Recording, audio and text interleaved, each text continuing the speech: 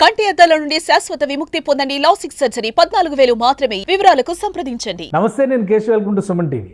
ఆంధ్రప్రదేశ్లో social media పోస్టులపైన తీవ్ర వివాదం రాజుకుంది. అసలు మన భావ ప్రకటన స్వేచ్ఛకు ఉన్నటువంటి పరిమితులేంటి? ఎవరి గురించి ఎవరైనా ఏమైనా సోషల్ మీడియాలో రాయొచ్చా?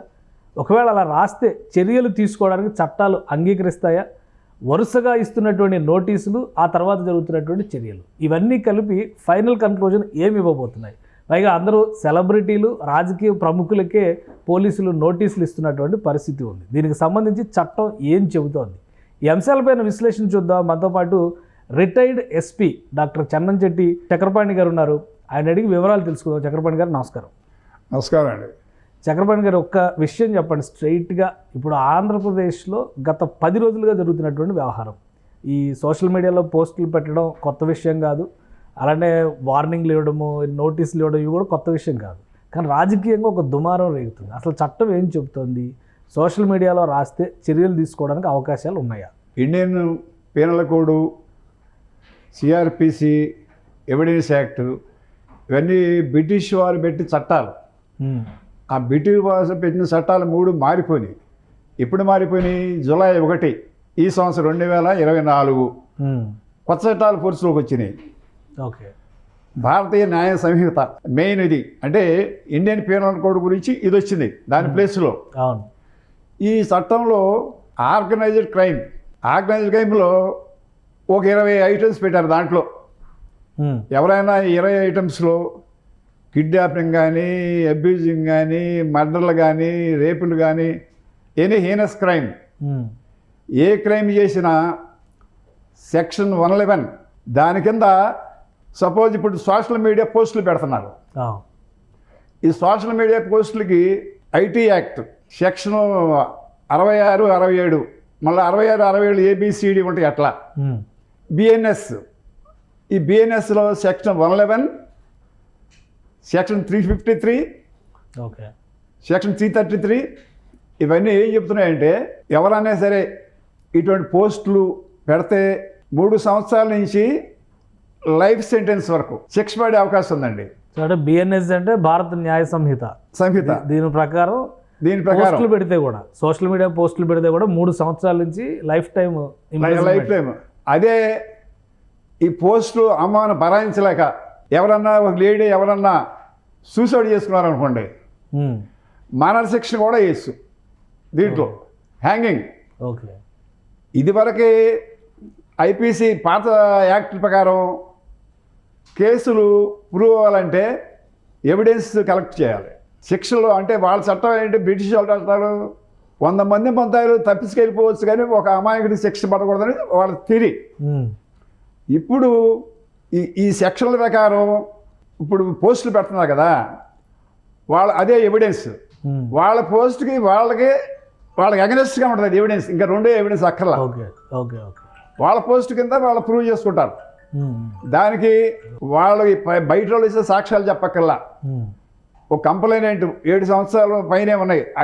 3 లక్షల కాడి నుంచి 5 లక్షలు, 10 lakhs కూడా ఫైన్లు, శిక్షలు. లైఫ్ అదే 3 years నుంచి లైఫ్ ఇంప్రిజన్మెంట్ వరకు శిక్షలు. ఈ దీటి కింద అయితే ఇది వరకు పాత గవర్నమెంట్లో. కానీ ఒకటంటే ఇప్పుడు జగన్మోహన్ రెడ్డి గారు ఒక వార్నింగ్ కూడా ఇచ్చారు.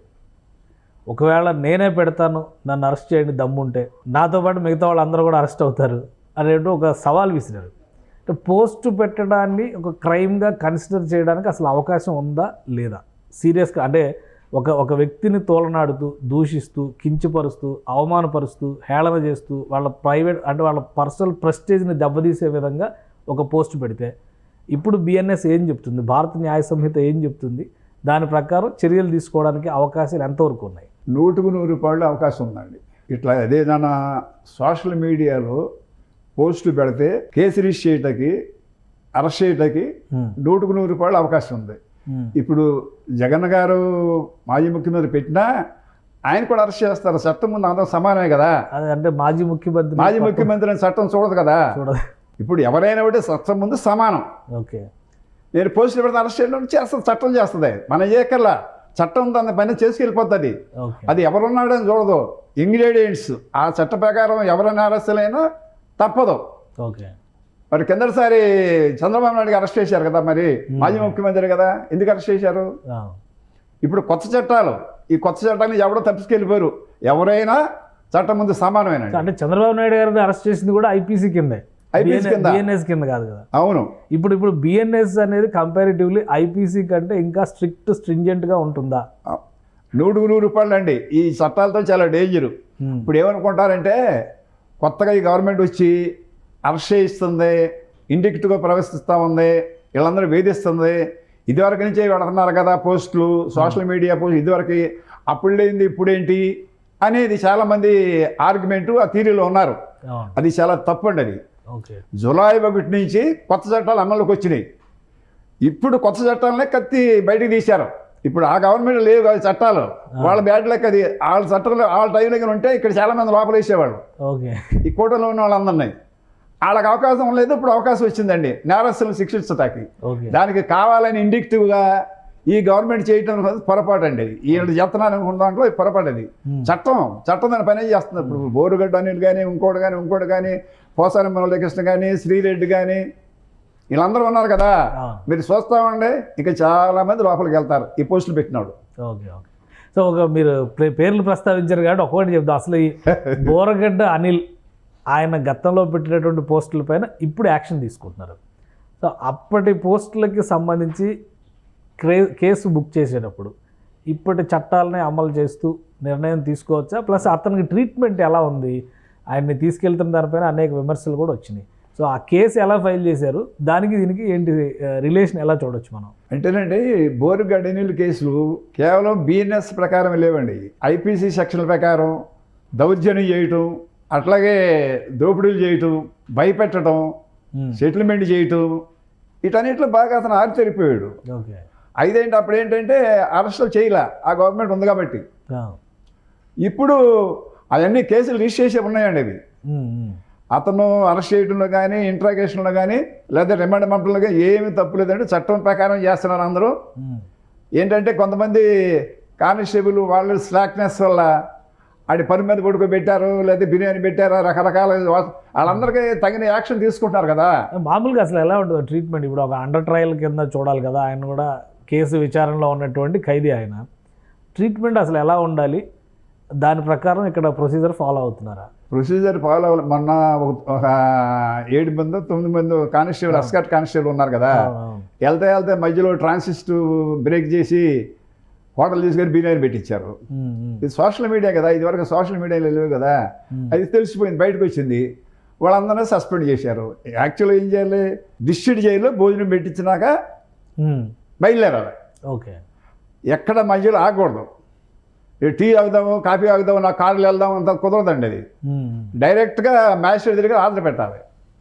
అక్కడ ఆర్డర్ పెట్టిన తర్వాత అక్కడి మనం తీసుకొచ్చి మళ్ళీ సబ్ జైల్లో భోజనం పెట్టించాలండి, జిల్లా జైలు. కానీ మధ్యలో భోజనం పెట్టే అవకాశం లేదు.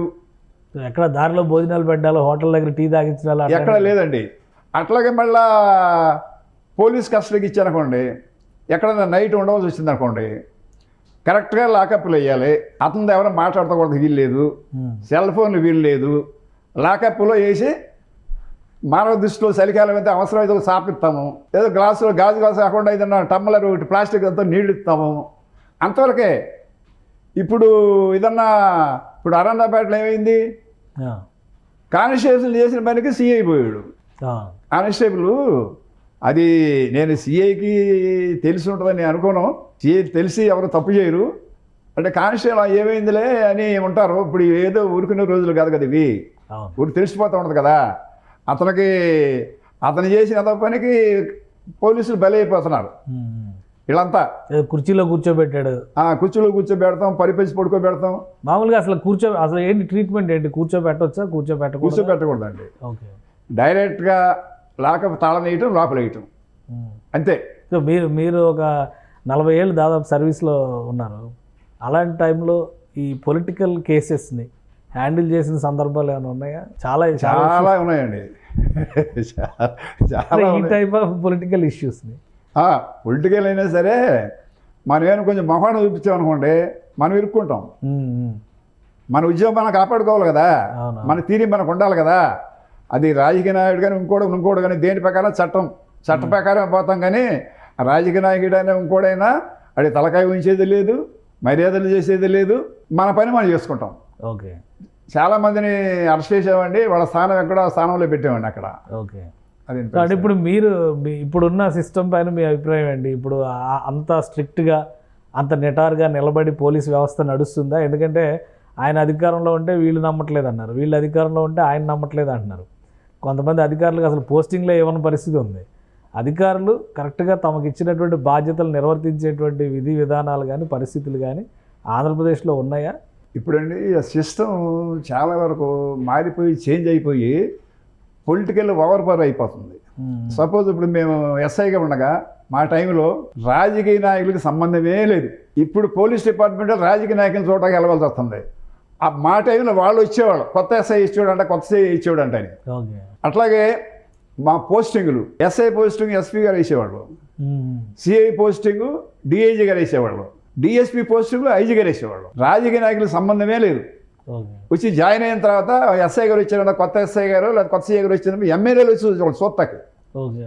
ఇప్పుడు పోస్టింగ్లు ఏంటి? ఆ రాజకీయ నాయకులు చెప్పిన వాళ్ళకే పోస్టింగులు. ఎంత సిన్సియర్ ఆఫీస్ అయినా ఆ రాజకీయ నాయకుడు ఎమ్మెల్యే ఎంపీ కానీ ఇంకోటి కానీ పలానోడు కావాలంటే అటు వేయవలసి వస్తుంది. ఈ కొత్తగా జాయిన్ అయిన తర్వాత అటు ఎస్పీని చూడవలసి వస్తుంది, ఇటు ఎమ్మెల్యేని చూడవలసి వస్తుంది వెళ్ళి. అంతా పొలిటికల్ మయమైపోయిందండి ఇది. రైట్. ఇప్పుడు ఈ కేసుల విషయంలో పోసాని కృష్ణమురళి కూడా మొన్న ఒక ప్రెస్ మీట్ పెట్టాడు. రాంగోపాల్ వర్మకు నోటీస్ ఇచ్చారు, ఆయన ఏదో 19వ తారీఖు విచారణకు రమ్మన్నారు. సో అది ప్రొసీజర్ ప్రకారం ఆయన వెళ్తారా లేదా టైం తీసుకుంటారో చూడాలని. బట్ పోసాని కృష్ణమురళి కొన్ని లాజిక్స్ మాట్లాడారు. అంటే గత ప్రభుత్వంలో అంటే 2019 ఎలక్షన్ సమయంలో చంద్రబాబు నాయుడు గారు మోడీ గారిని అలా అన్నారు, ఇంకొక ఆయన ఇలా అన్నారు, ఇవన్నీ ఆయన తవ్వుకుంటూ వచ్చారు. కాబట్టి ఇప్పుడు ఈ కేసులు మా మీద పెట్టడం అనేది కక్ష సాధింపు అంటున్నారు. ఈ కేసులు నిజంగానే కక్ష సాధింపులో భాగంగా వచ్చేట్టుగా ఉన్నాయా, లేదంటే పోసాని కృష్ణమురళి చెప్పిన లాజిక్ అసలు ఎంతవరకు అప్లికబుల్ అవుతుంది? పోసాని కృష్ణమురళి చెప్పిన సిస్టమ్ అండి ఇప్పుడు దానికి సంబంధం లేదండి. ఇది చంద్రబాబు నాయుడు గారు మోడీ గారు అంటే అప్పుడు ఈ చట్టాలు లేవు. ఇప్పుడు ఓన్లీ చట్టమే పెద్ద డిఫరెన్స్ అంటారు. ఇప్పుడు వచ్చింది ఇది, ఇప్పుడు వచ్చి పేక పెట్టుకుంటుంది. అంటే నా అడ్వైజ్ ఏంటంటే ఇప్పటికైనా సరే వాళ్ళ కళ్ళు తెరిచి ఈ పోస్టులు పడతాం మానేసి 2 ల్యాంపులు వేసుకుని ప్రశాంతంగా ఉండి ప్రజలకు దండం పెట్టి వాళ్ళ పని వాళ్ళు చేసుకోవాలి. ఎక్కడన్నా అయితేవాగుడు వాగినా పోటీకి వెళ్ళి పోస్టులు పెట్టినా పోసలు లెక్క పెట్టవలసి వస్తుంది. అంతే. పోసాని కృష్ణ, రామగోపాల్ వర్మ చూడరు ఇక్కడ. అప్పుడు వీళ్ళందరి మీద తలకు 2 కేసులు రిజిస్టర్ అయి ఉన్నాయి, ఆల్రెడీ ఉన్నాయి. ఇంకా వాగితే ఇంకా రిజిస్టర్ అయిపోతాయి. అందుకని సైలెంట్ కొట్టడం బెటర్ అండి. ఆ చట్టం దానిపైన చేసుకుంటుంది. ఇప్పుడు శ్రీరెడ్డి క్షమాపణ లేఖ రాసింది, తప్పు అయిపోయింది, నన్ను క్షమించేయండి అని. సో క్షమించేయడానికి ఎంతవరకు అవకాశం ఉంటుంది? చట్ట ప్రకారం ప్రొసీజర్ ఆగుతుందా, కొనసాగుతుందా? క్షమించడానికి ఏమి ఉండదు ఇక్కడ. నాన్ కాంపౌండబుల్, రాజీ పట్టాక లేదు, క్షమించక లేదు. చట్ట ప్రకారం తప్పదు. ఆమె కూడా సురకలు పడితే అరెస్ట్ చేస్తారు, దాంట్లో ఏం డౌట్ లేదు. సో ఇందులో అసలు పనిష్మెంట్స్ ఎలా ఉండొచ్చు? ఫైనల్గా జడ్జిమెంట్ రావాలంటే ఎంత సమయం పట్టవచ్చు ఇట్లాంటి వాటి మీద? ఇమ్మీడియట్గా ఒక 3 నెలలు 6 నెలలు తేలిపోతాయండి. అదే హీనస్ క్రైమ్ అయితే కొన్ని స్పెషల్ కోర్టులు వేస్తా ఉన్నారు. అట్లా కాకుండా ఇవన్నీ కూడా తొందరగా తేలిపోద్దండి. ఇదివరకులాగా సంవత్సరాలు ప్రొలాంగ్ చేసే క్వశ్చన్ ఉండదు, తొందర తేలిపోతాయండి. తప్పనిసరిగా ఎవరి మీద కేసులు ఇష్యూ చేస్తున్నాయో వీళ్ళందరూ కూడా శిక్షలు పడతాయి, గ్యారంటీకి పడతాయి ఈ కొత్త చట్టాల ప్రకారం. ఇప్పటికైనా సరే ఇటువంటి అందరూ ఏదో పోటీకి పోయి ఎవరో చెప్పారని చెప్పి ఇరుక్కుని అడ్వాన్స్ అయ్యే బదులు కామ్గా ఉండటం మంచిదండి. సో మీ అబ్జర్వేషన్ ఏంటి? ఇప్పుడు కొత్త గవర్నమెంట్ వచ్చింది, ఆంధ్రప్రదేశ్లో రాజకీయాలు ఇటు అటు మారినాయి. మీ అబ్జర్వేషన్ ఏంటి? ఎలా ఉంది? ఒకరి మధ్య ఒకరు మాట్లాడుకునే పరిస్థితి లేదు. ఎంతసేపు ఈ దాడులు, ప్రతిదాడులు, ఎదురు దాడులు, విమర్శలు, ప్రతి విమర్శలు ఇవే నడుస్తున్నాయి అనేటువంటి అభిప్రాయాలు కనిపిస్తున్నాయి. మీరేమంటారు? ఇప్పుడు ఆంధ్రప్రదేశ్లోనండి ప్రజలందరూ పండగ చేసుకుంటున్నారు, పండగ వాతావరణం కనపడుతుంది. ఎందుకనంటే ఈ తిష్టు బిజినెస్ అంతా పోయింది. కాపులతో పెట్టిస్తాము, కమ్మాసను తిట్టిస్తాము, ఎస్సీలు తిట్టిస్తాము, అప్పులు తెచ్చాము, పథకాలు ఇవ్వటం, ఇవన్నీ లేవు. ప్రశాంతంగా ఉన్నారు జనం అంతా. గవర్నమెంట్ ఏమో సూపర్ 6 అన్నారు కదా, దాని ప్రకారం ఒక్కొక్కటి చేయను అనుకో ఒక్కొక్కటి చేస్తున్నారు. ఇప్పుడు జగన్మోహన్ రెడ్డి గారు మొత్తం 9 పీఠం పథకాలు నవరత్నాలు అన్నీ అమలు చేశారు. అమలు చేశారు. ఆయన సొంత సొమ్ము ఇవ్వలేదు కదా, అప్పు చేశారు, ఇచ్చారు. అప్పు చేసి జనాలు ఏమంటున్నారు, మేము అడిగాము ఆయన్ని, రోడ్లే లేదు, చెరువులు లభించలేదు, బ్రిడ్జిలు కట్టలేదు, ఆ రోడ్లు ఎట్లా ఉన్నాయో, మా చెరువులు నీళ్లు తాగటానికి ఎట్లా ఉన్నాయో, ఇవి వదిలేసేసి ఇవన్నీ వదిలేసేసి మేము కూర్చున్నవాడు అడిగినవాడు అడగదు అందరికి ఇచ్చానంటే ఇవ్వటం ఎట్లా ఉండాలి? ఇప్పుడు పవన్ కళ్యాణ్ గారు ఉన్నారు, ఆయన సంపాదించి కష్టపడిన సొమ్ములు ఇస్తున్నాడు. మరి వేల కోట్లు లక్షల కోట్లు ఉన్నాయి అంటున్నారు కదా, లక్షల కోట్లు. మరి 10 ఏళ్ల ముందు 15 ఏళ్ల ముందుకు వెళ్తే లక్షల కోట్లు ఉన్నాయేమో ప్రజలందరికీ తెలుసు, నేను ప్రత్యేకంగా చెప్పక్కర్లా. మరి సొంత సొమ్ములు ఇవ్వచ్చుగా, సొంత సొమ్ములు ఇవ్వచ్చు కదండి. ఆయన కూడా ఇవ్వటం సొమ్మత కలగానేగా, ఆయన ఇవ్వచ్చు కదా. మరి ఈయన ఎందుకు ఇస్తున్నాడు? ఈ పవన్ కళ్యాణ్ ఏదో చెయ్యాలి. ఫస్ట్ ఈయన కూడా చూసాడు, ఫస్ట్లో మార్పు వస్తుందని. మన దేశంలో ఓటర్స్ డబ్బులు ఉంది, ఎవడో ఒక ఓటేయడు మానేస్తారు కానీ అదే సాయంత్రం వరకు 5 గంటల దాకా చూస్తారు, ఎవరు రాలేదనుకోండి ఓటేటికి వెళ్ళరు. అది మనం మార్చడం వాళ్ళని. అదే సిస్టమ్. సో ఇప్పుడున్న పరిస్థితుల్లో ఈ కేసులు ఫైలింగ్ వీటన్నిటి తర్వాత ఈ సోషల్ మీడియా వార్ అనేది తగ్గుముఖం పడడానికి అవకాశం ఉందా? ఆంధ్రప్రదేశ్లో ఈ సోషల్ మీడియా వార్, ఒకరిపైన ఒకరు విమర్శలు ప్రతి విమర్శలు చేసేటువంటి పద్ధతికి కొంత స్వస్తి పలికేటువంటి అవకాశం ఏమైనా ఉంటుందా? ప్రభుత్వం తీసుకుంటున్నటువంటి చర్యలు, పోలీసులు తీసుకున్నటువంటి చర్యలతో తగ్గిపోద్దండి. ఇప్పుడు ముందేదో ఎదురుదాడి చేస్తున్నారు కానీ ఎంతకాలం ఎదురు చేస్తారు? చట్టం ముందు ఎవడాగుతాడు? చట్టం ముందు ఎవరైనా తోక ముంచుకోవాల్సింది కదా. చట్టం అది చట్టం అండి, అందరికి సమానం. ఇది ఓసలు లెక్క పెట్టిస్తుంది. అది ఎవరా ఆడ ఈడని చూడదు, అది చట్టం. దాని పని వాళ్ళు చేసుకుంటారు. పోలీసులు కూడా చాలా పవర్ఫుల్గా యాక్ట్ చేస్తారంటే ఊరికే ఏంటంటే ఆ గవర్నమెంట్ మాట అవుతుంటారు, వాళ్ళ మాట వినమంటారు, ఎవరి మాట వినరండి. చట్ట ప్రకారం చేసుకెళ్ళిపోతారు వాళ్ళు. చట్టం దాని పని చేస్తుంది. ఎక్కడన్నా ఒక ఇప్పుడు అరణాలపేట చేసిన దానికి పోలీసుకి బ్యాడ్ నేమ్ వచ్చింది. అందరు పోలీసులు అట్లా ఉండరు, సిన్సియారిటీ ఉంటుంది, వాళ్ళు మెటల్ చూపించుకుంటారు. ఇప్పుడు మనం 3 సింహాలు ఉంటాయి కదా, పోలీసు అంటే ఏంటి 4వ సింహం. వాడిని ఆపేవాడు ఎవరు ఉండరు, చట్ట ప్రకారం చేస్తారు. ఏంటి అదేంటి పరిస్థితి. ముందు వీళ్ళందరూ తోక మూసుకుంటారు, అన్నీ అయిపోతాయండి. మీరు చూడండి, 1-2 నెలల తర్వాత ఏముండదు, కామ్ అయిపోతాయి. ఎంతమంది. థ్యాంక్ యూ చక్రపాణి గారు, మీ అభిప్రాయాలు తెలియజేసినందుకు. ఇది ఆంధ్రప్రదేశ్లో సోషల్ మీడియా చుట్టూ జరుగుతున్నటువంటి వారికి ఫుల్ స్టాప్ పడక తప్పని పరిస్థితి ఉందని చెప్తున్నారు చక్రపాణి గారు. అలానే కొత్తగా వచ్చినటువంటి భారత న్యాయ సంహిత తీసుకొచ్చిన తర్వాత ప్రభుత్వాలకి, ముఖ్యంగా పోలీసు యంత్రాంగానికి కొన్ని ప్రత్యేకమైనటువంటి అధికారాలు వచ్చాయి. ఎదుటి వ్యక్తులపైన చేసేటువంటి విమర్శల విషయంలో నియంత్రణ కోల్పోతే ఖచ్చితంగా చట్ట ప్రకారం చర్యలు తీసుకోవచ్చు. గతంలో జగన్మోహన్ రెడ్డి అధికారంలో ఉన్నప్పటికీ ఇప్పటికీ వచ్చినటువంటి తేడా ఇదే అంటున్నారు. అలానే ఈ చట్టాల ప్రకారం కనుక లైఫ్ టైం ఇంప్రిజన్మెంట్, జీవితకాల శిక్ష వేయొచ్చు ఎవరైనా ఆత్మహత్యలకి పాల్పడితే. ఎందుకంటే ఈ పోస్టుల ద్వారా మనోవేదనకి గురై ఆత్మహత్యలకు పాల్పడితే ఉరిశిక్ష వేసినా ఆశ్చర్యపోవాల్సినటువంటి అవసరం లేదండి. ఆ విధంగా చట్టాలను కట్టుదిట్టం చేశారు కాబట్టి ప్రభుత్వం చర్యలకు ఉపసంహరిస్తోందని చెప్పని వివరిస్తున్నారు చక్రపాణి గారు. ఇది special discussion. Keep watching. Suman టీవీలో మీ పర్సనల్ అండ్ బిజినెస్ ప్రమోషన్స్ కోసం కింది నెంబర్కి కాంటాక్ట్ చేయండి.